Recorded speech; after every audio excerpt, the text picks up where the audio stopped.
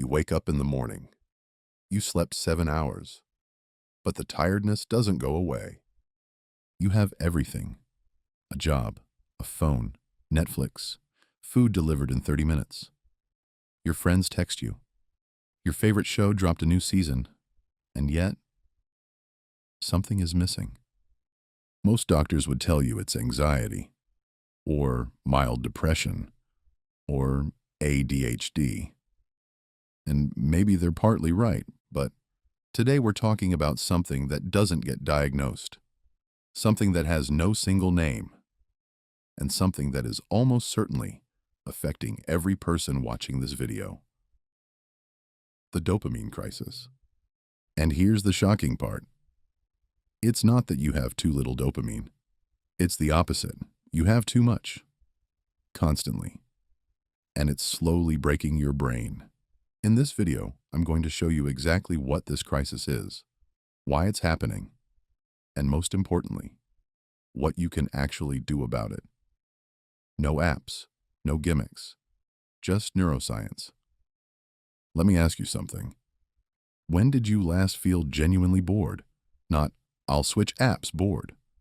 Not, "I'll grab my phone while the line moves," bored. Actually, truly bored. No screen, no music, just existing.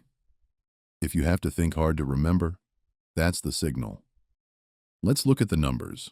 Over the last 2 decades, anxiety disorders among young people have risen by 70%.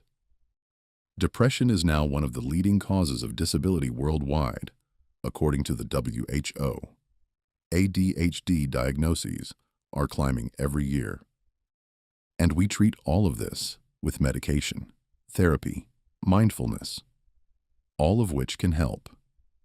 But something keeps getting missed, because nobody is talking about what comes before all of those conditions.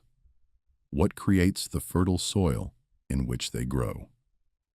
Dopamine system overload. Think about it this way. Our brains are evolutionarily built for a world of scarcity. Finding food was an achievement. New information arrived rarely. Social interactions were limited and slow. Now we live in a world of infinite stimulation. Always. A phone in our pocket that contains more content than any human could consume in a lifetime. Our brains were not built for this, and they are quietly breaking under the pressure. Okay, let's talk about what dopamine actually does. Because most people think they know, and most of them are wrong. Dopamine is not the happiness hormone. It's the motivation hormone. More precisely, it's the system that tells your brain, go after that, move toward that, do that again. In the 1990s, neuroscientist Wolfram Schultz and his colleagues discovered something remarkable. Monkeys trained to press a button when they saw a light in order to receive juice started releasing dopamine, not when they got the juice, but when they saw the light. This is called the reward prediction error. The brain doesn't reward the act. The brain rewards the anticipation. And here's the key insight that nobody talks about. When the expectation is met exactly as predicted, no dopamine is released. When the expectation is exceeded, dopamine is released. When the expectation is not met, dopamine drops below the baseline. That's why slot machines are so addictive. Not consistent rewards, unpredictable rewards. Every pull is a new possibility. The brain can't stop, because the next one might be it. Now, what happens when you give the brain that feeling constantly? A running, relentless, high-stimulation stream. The brain adapts. Here's an analogy that makes it click. Imagine dopamine as music, and your receptors are your ears. If the music is always loud, a rock concert, 24 hours a day, your ears adapt. They become dulled. And then when you step outside into silence, you hear almost nothing. The sound of nature doesn't reach you anymore. The same thing happens to your dopamine receptors. Constant overstimulation doesn't raise your baseline happiness. It reduces your sensitivity. And then normal things. A walk, a conversation with a friend, a good book, feel flat. The brain says, this isn't enough, so you keep chasing more stimulation. Not because it makes you happy, but because without it, life feels empty. Who's responsible? Let's get specific. Number 1, the social media algorithm. Instagram, TikTok, YouTube Shorts. These weren't built to help you find great content. They were built to make sure you never leave. And their tool is that exact reward prediction error we just described. When you scroll, you don't know what the next post will be. Could be something exciting, something funny, someone who finally validates you. The brain can't stop because the next scroll might be the one. Sean Parker, the founding president of Facebook, said it openly in 2017. We are exploiting a vulnerability in human psychology. These systems weren't an accident. They were engineered to do exactly this. Number 2, ultra-processed food. Sugar plus fat plus salt equals a combination that doesn't exist in nature. The brain sees it and releases a massive dopamine wave. The problem: that wave is so sharp, it adapts the receptors quickly. Normal food, an apple, a boiled potato, no longer delivers the same signal. You want more. You want stronger. This isn't a willpower problem. It's neuroscience. Number 3, binge culture and the norm of instant gratification. Netflix gave us autoplay. Amazon gave us 2-hour delivery. Uber gave us a car in 3 minutes. Dating apps gave us thousands of potential partners with a swipe. All of this is genuinely convenient, but it's teaching the brain that waiting is abnormal. That discomfort is a bug, not a feature. And when the brain learns that everything should arrive immediately, a project that takes months feels unbearable. A relationship that takes years feels too slow. None of these is a catastrophe on its own. You can use social media. You can eat pizza. You can watch Netflix. The problem is the volume and the constancy.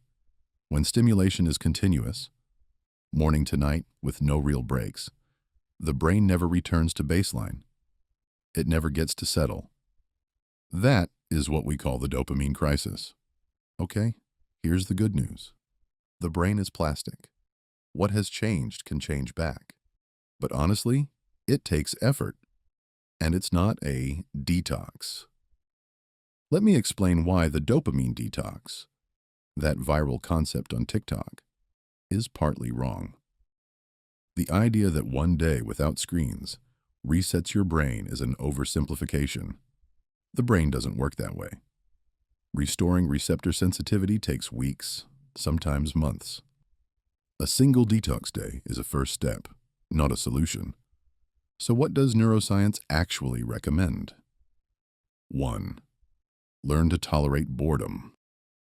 Boredom is the brain's natural resting state, and it needs to reach it sometimes. When you sit with boredom for 20-30 minutes without reaching for your phone, the brain begins generating its own stimulation. This is called default mode network activation. It's the state of creativity, empathy, and self-reflection. Most of us have lost access to this state entirely. 2. Effort before reward. Neuroscientist Anna Lembke, author of Dopamine Nation, explains that the strongest and most lasting dopamine experience comes after struggle. Exercise, a cold shower, a difficult book, a project that took months. Why? Because the body compensates for discomfort with a dopamine surge. And that surge is earned. The receptors don't adapt to it in the same way. 3. Environment design, not willpower. Willpower is a limited resource. You cannot use it around the clock. Instead, design your environment so the stimuli are not always available. Phone in another room when you sleep. An app that blocks social media before noon. A desk that holds only your work, nothing else. The goal isn't permanent restriction. The goal is to give your brain enough quiet time that sensitivity can recover. So, what did we learn today? The problem is not that you have too little dopamine. The problem is that your brain has become numb to dopamine because the stimulation is too much, too often. And the solution is not more stimulation. The solution is less, deliberately. Here's one challenge, just one. Pick one thing that is overloading your dopamine system right now and remove it for 1 week. Just one thing, not everything. Morning phone checking, scrolling through every meal, binge watching before bed. 1 week. Notice what changes and drop a comment. What is your biggest dopamine trap? That one thing you know pulls you in, and you do it anyway. I'm genuinely curious. If something in this video felt true, share it with someone who might need it. It's free, and it might actually matter. Next video, how to build habits that actually stick, without your brain getting bored of them. See you there.